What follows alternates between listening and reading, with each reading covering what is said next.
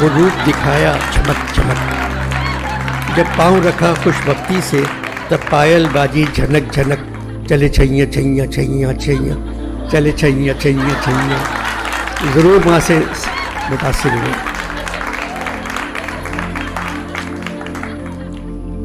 اب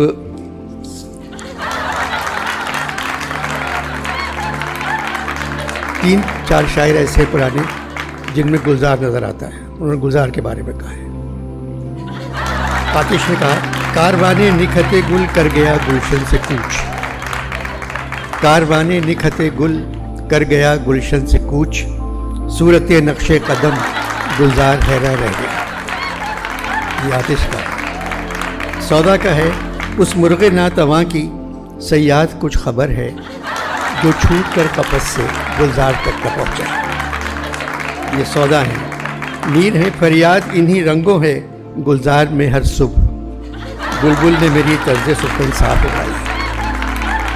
مصفی کا ہے، جب رکھنا دل سے میں سینے کی طرف جھانکا، رکھنا مطلب روزن، جب رکھنا دل سے میں سینے کی طرف جھانکا، داغوں سے مجھے سینہ گلزار نظر آیا۔ دینا میں یہ سمپورن سنگھ تھے، بمبئی میں گلزار ہو گئے۔